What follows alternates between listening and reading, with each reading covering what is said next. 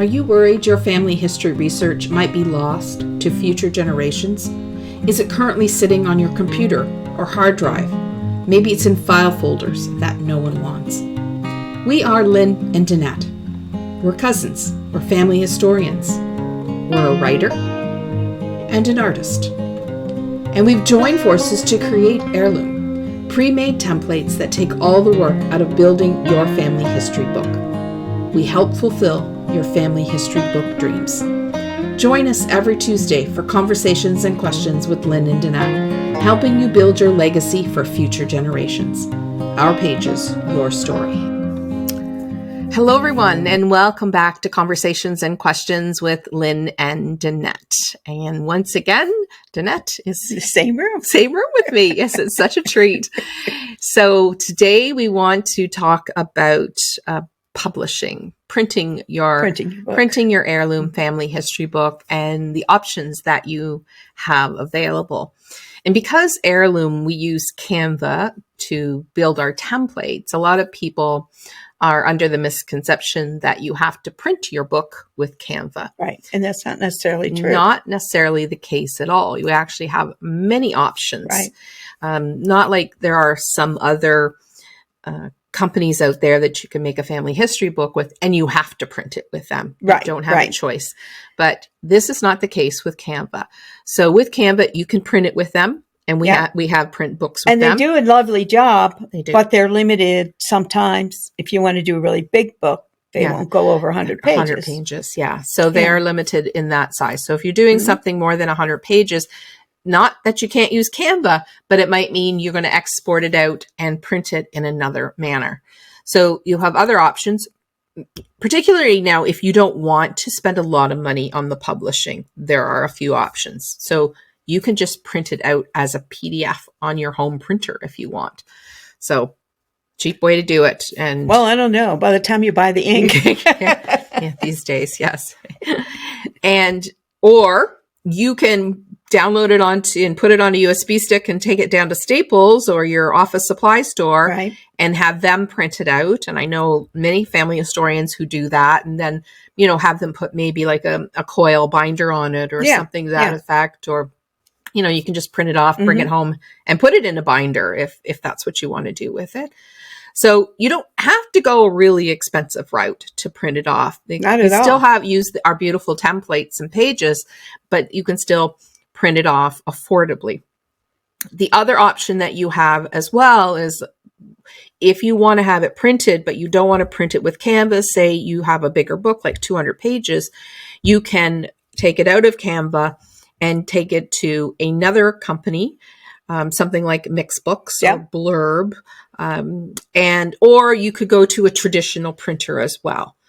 So let's talk a little bit about, Mixbooks and Blurbs, which are basically print-on-demand companies. Right, and mostly online. Yes, online software. Photo book software companies. Most of them are the same and of the same quality. Mm-hmm. And before we started this and I practiced, I used Canva, I used Mixbook, I used Vistaprint, and I forgot the fourth one. And they were all the same quality. Mm-hmm. I think we paper used Blurb too. Yeah, we may have used Blurb. Yeah. But the simplest way to do that is download all your pages, all your templates as a not a PDF, a PNG. As a PNG. Yeah. Which is similar to a JPEG, but just has a little better quality to it.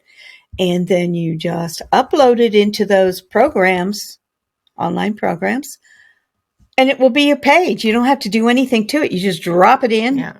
You don't have to worry about anything, walk you through moving on the page because it's a JPEG. Everything's staying the way it is, or because it's a PNG. It's like one great big photograph. Photograph, right. Right. Yeah. And it just goes right in there. And then, of course, if you have a problem, just ask us. Yeah. Because we've done it. Yep. I've done it many times. Yep. And the benefit to some of those companies, I know Mixbook constantly has sales. Right now they're having a 50% off. Mm-hmm. We'll put the links to some of these companies below in the comments. But our favorite is Mixbooks right now. As one of the top rated ones. They do a great job. I use them all the time. So if you need to bring it out of Canva for whatever reason, you highly recommend taking it to Mixbooks for the printing. end of things. Particularly if you're doing a book that's over 100 pages, then mixed books can handle that as well. Yeah. So the other option too is to take it to what we call an offset printer or a traditional printer. And I know a little bit about that. I don't know so much about that one. Because first of all, I've used it, but also my father was an offset printer for 40 years. Oh yeah, I know about that. Yeah. And then my brother took over the business. So I've been well versed in printing and the rules of printing. So, but offset printers are, might demand a little bit different file structure. Sometimes they like the Adobe InDesigns, but most offset printers now have a number of ways of printing, so they can take your PDFs as well. It just all depends. It's all going to depend on what kind of quality that you're looking for. My children's book I did with a boutique publisher out in British Columbia, and they did a beautiful job. And one of the things that I can tell you the difference between offset printing and print on demand is your ability to choose the quality of paper and the quality of the cover and how it's printed. The colors are truer. They're more vibrant. You definitely can see the difference. I actually printed my children's book through Amazon using their Create Space, what was called Create Space at the time. And then I also printed it through this printing company. So my family members that wanted it, I printed it nice hardcover using the boutique printer. So it was really high end quality. So I printed it that way for them. And then for customers, for writing students who wanted to see an example of a children's book, I just did the cheaper version on Amazon. And side by side, you could really see a big difference. If you just got the Amazon one, you'd be perfectly happy. There's nothing wrong with it. There's nothing wrong. Yeah. But if you want something a little higher quality, then I definitely recommend that you use an offset printer or boutique printer. One of the nice things about it is that you're dealing with a person, a human being. Someone's going to be your contact person. They're going to make sure they get it right. To some cloud somewhere. Exactly. It's just not hit send on the internet and hope it comes out right. But, and really 99% of the time it does come out. Yeah. But there is a little bit of, it's nice about dealing with somebody one-on-one. And again, it's the same as your print on demands in terms of price, right? It all depends on the size of your book, the quality of paper that you choose, the kind of cover that you're going to put on it, how many books you want printed. That all affects the cost of the book, your bottom line, and what it's going to cost. But so it all comes down to what you want. What is your end game? What do you want it to look like? Who are you selling it to? Who's your consumer, right? If you're just printing off 6 or 8 copies for family, I suggest just do Canva or Mixed Books or your local Staples person, right? In my case, with the children's book, I did 80 copies of that children's book. So, and I wanted something a really nice quality, something that they'd be proud to put on their shelf with their other books. So, I chose to go that route. And I think we did the same thing when we did our initial book. We wanted something very high end quality. But we did it, our first book, we did with a company that we had no choice how to print it. We had to use their printer. Yep. And that was a big problem for us because we wanted certain things. We wanted certain things. And so we had to compromise. So those are things that you need to think about when you're choosing how to print your book. What is it that you want? And compare the different companies out there.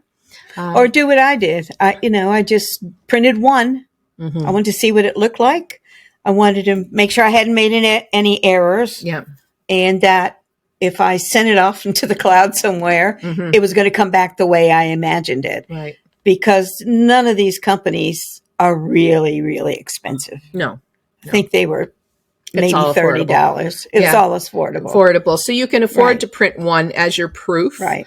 Even though they're going to give you the ability to look at a proof online in a digital format. still just order one as a physical proof, right, and look at it that way, because once you see it in your hands, you'll see things. But I will say, all the companies I sent them to as a practice, and I didn't put a photo on every page as I was, as you were going to do. Mm-hmm. Only one company, and that was Canva, that called me and said, you have some blank spots on your book. And I told them what I was doing, and so they printed it for me. Yeah, exactly. So very good. So that I thought that was good. Tells you they're paying attention. They were, which it is didn't great. just go through the machine when hopefully it came out right. Yeah, they were paying. Someone was looking at it. So, a lot of times when we're printing our family history books, we don't think about the publishing and the printing until we get to the end. Yep. And then I go, now what? Right. And when in fact, think about it at the beginning. Yeah. What is it you want that end product to look like? Right. And then that will dictate everything that comes after that. It does dictate how you go about the whole thing. Yeah. And what you put on how big that page book is going to be, right. Because I remember when we did ours, and retail space in that book was a premium, and Danette just kept cutting my words back. So no, we're running out of space. But we really had to think about, okay, we had to limit it. This is how much this book was going to cost us, which was a lot. And so this was the maximum number of pages that we could do. And so it dictated what went into the book then from there. So it did. It does that publishing dictates everything. And too many times I see family historians, they build the book and then they realize they can't afford to print it. You can't afford to print it.